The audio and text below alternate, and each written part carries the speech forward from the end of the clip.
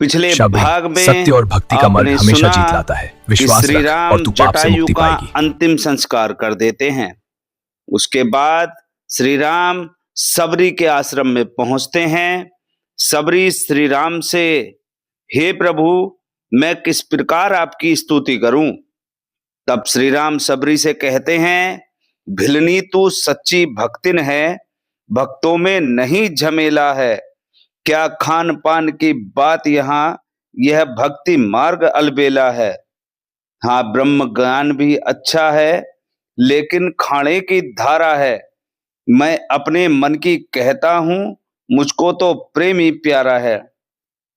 श्री राम सबरी से आगे कहते हैं, हे भामिनी, मेरी बात सुन। मैं तो केवल एक भक्ति का ही संबंध समझता हूं। श्री राम ने सबरी को नवदा भक्ति के बारे में बताया। उसी नवदा भक्ति को मैं आप सबको बताता हूं। कृपया सभी लोग ध्यान से सुने और अपने जीवन में उतारें। प्रभु श्री राम सबरी से कहते हैं, पहली भक्ति है संतों का सत्संग।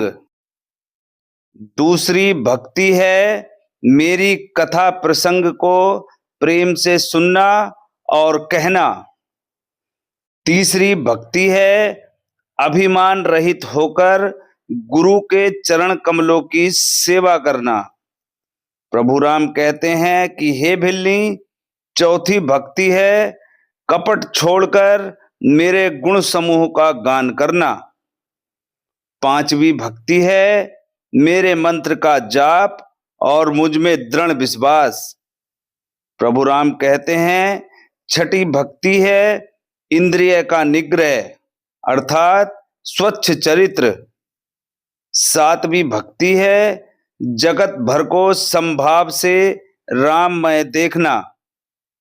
आठवीं भक्ति है जो कुछ मिल जाए उसी में संतोष करना और स्वप्न में भी पराये दोषों को न देखना। नवी भक्ति और आखिरी भक्ति के बारे में श्री राम कहते हैं, सरलता और सबके साथ कपट रहित बर्ताव करना। हे भामिनी, मुझे वही अत्यंत प्रिय है, फिर तुम में तो सभी प्रकार की भक्ति दृढ़ है।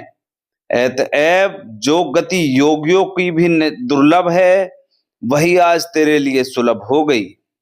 आगे श्री राम सबरी से कहते हैं, हम दोनों भाई राम लखन वनवासी बनकर आए हैं। सीता को अपने साथ साथ इस दंडक वन में लाए हैं।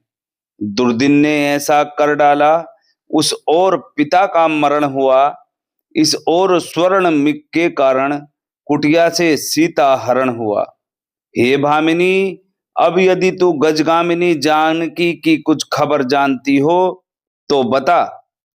तब सबरी श्री राम से कहती है, आगे है ऋष्यमुख पर्वत, सुग्रीव वहां पर रहता है। अपने भाई के कारण वह अत्यंत कष्ट नित सहता है। बस वहीं पधार महाराज, सीता जी की सुधि मिल जाएगी।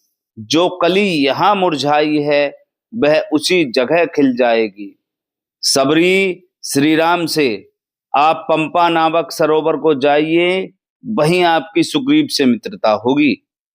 तब श्री राम कहते हैं, ठीक है, अब मुझे चलने की आज्ञा दीजिए। अगला भाग कल। लाइक कीजिए, सब्सक्राइब कीजिए।